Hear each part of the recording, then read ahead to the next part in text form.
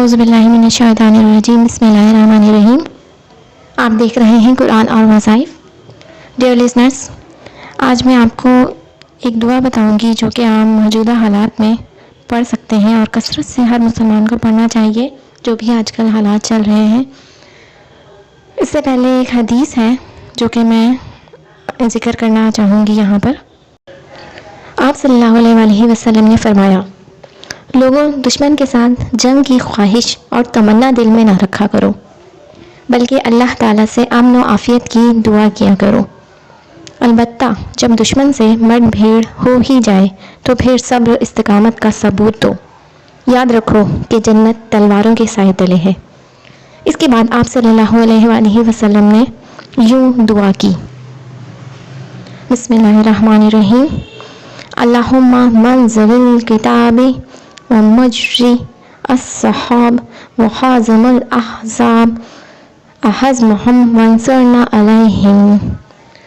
اے اللہ، کتاب نازل فرمانے والے، بادل چلانے والے اور لشکروں کو شکست دینے والے، انہیں ہمارے دشمنوں کو شکست سے دوچار کر اور ان کے مقابلے میں ہماری مدد فرما، آمین۔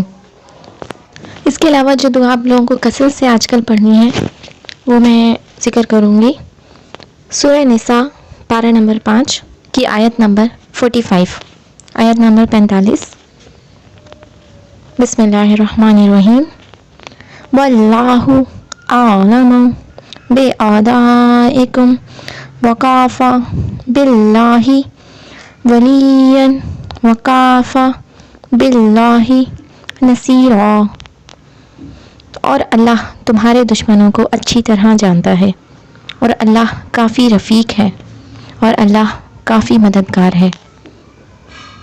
کثرت سے اس دعا کا ورد کیجیے، جتنا ہو سکے۔ ہر نماز کے بعد چاہیں تو ایک تسبیح پڑھ لیجیے، ورنہ چلتے پھرتے پڑھ سکتے ہیں اس کو۔ اور دعاؤں میں اپنے یاد رکھیے پاک فوج کو، تمام مسلمانوں کو، دنیا کے جہاں جہاں مسلمانوں پہ ظلم و ستم ہو رہے ہیں، اللہ تعالیٰ تمام مسلمانوں کی کفار کے خلاف مدد فرمائے۔ صرف پاکستان نہیں، ہمارے لیے تو تمام مسلمان ہمارے بہن بھائی ہیں، جو بھی جس دنیا کے بھی خطے میں موجود ہیں، چاہے وہ کوئی بھی ملک ہو۔ تو اس وقت مسلمانوں کو متحد ہونے کی بہت ضرورت ہے۔ ضرور اپنی دعاؤں میں یاد رکھیے تمام مسلمانوں کو، اور ہو سکے تو کلمہ شریف کا زیادہ سے زیادہ ورد کیجیے۔ وآخر دعوانا ان الحمد للہ رب العالمین۔ السلام علیکم ورحمۃ اللہ وبرکاتہ۔ جزاک اللہ خیرا۔